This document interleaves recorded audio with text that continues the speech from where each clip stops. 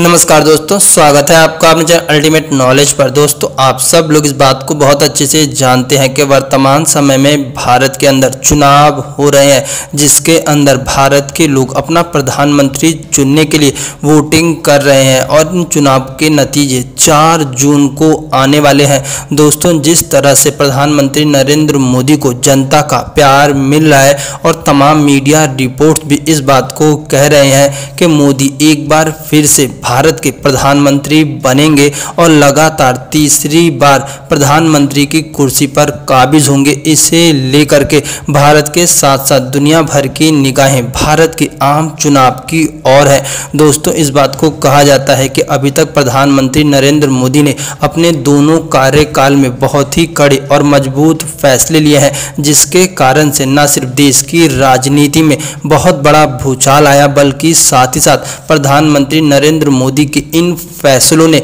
दुनिया भर को भी इस बात के लिए सोचने पर मजबूर किया कि प्रधानमंत्री नरेंद्र मोदी कोई आम या फिर तुच्छ मुच्छ नेता नहीं है, बल्कि प्रधानमंत्री नरेंद्र मोदी एक ऐसे मजबूत नेता है जो कि अपने देश के हित के लिए कुछ भी कर सकते हैं और अपने देश के हित के लिए कोई भी फैसला ले सकते हैं। ऐसे में बहुत से लोग इस बात को कह रहे हैं कि जब प्रधानमंत्री नरेंद्र मोदी तीसरी बार प्रधानमंत्री पद पर काबिज होंगे, उसके बाद प्रधानमंत्री नरेंद्र मोदी कौन से ऐसे फैसले लेंगे और प्रधानमंत्री नरेंद्र मोदी के तीसरी बार प्रधानमंत्री बनने से कुछ खास समुदाय के लोग बहुत ज़्यादा परेशान हैं। तो आइए बिना किसी देरी के शुरू करते हैं आज का अपना वीडियो और जानते हैं कि आखिरकार प्रधानमंत्री नरेंद्र मोदी अपने तीसरे कार्यकाल में कौन से कड़े फैसले ले सकते हैं। दोस्तों, आप सब लोग इस बात को बहुत अच्छे से जानते हैं कि प्रधानमंत्री नरेंद्र मोदी ने मुस्लिम महिलाओं के लिए बहुत ही बड़ा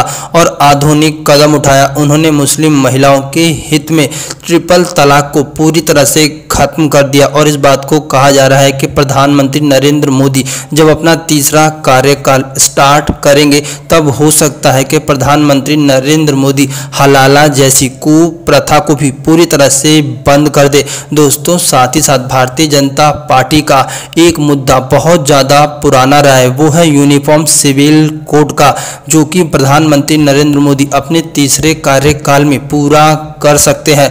दोस्तों, आप सब लोग इस बात को बहुत अच्छे से जानते होंगे कि उत्तराखंड भारत का पहला ऐसा राज्य है जहां पर यूनिफॉर्म सिविल कोड कानून पूरी तरह से लागू हो गया है और वहां पर इसे लोगों के द्वारा स्वीकार भी कर लिया गया है। दोस्तों, ये यूनिफॉर्म सिविल कोड का एक ट्रायल बेस था और प्रधानमंत्री नरेंद्र मोदी अपने तीसरे कार्यकाल में पूरे भारत में यूनिफॉर्म सिविल कोड को लागू भी कर देंगे। दोस्तों, आप सब लोग इस बात को भी जानते हैं कि प्रधानमंत्री नरेंद्र मोदी ने अफगानिस्तान, पाकिस्तान और बांग्लादेश से आए हुए अल्पसंख्यकों को भारत के अंदर नागरिकता दी है और इसमें सबसे ज़्यादा नागरिकता लेने वाले लोग हिंदू समुदाय से हैं। दोस्तों, एनआरसी को लेकर भी भारत के अंदर कई तरह के विरोध प्रदर्शन देखे गए थे, लेकिन गृह मंत्री अमित शाह और प्रधानमंत्री नरेंद्र मोदी ने इस बात को कहा है कि भारत के अंदर एनआरसी लागू की जाएगी और भारत में अवैध रूप से रह रहे घुसपैठियों को पूरी तरह से भारत से निकाला जाएगा।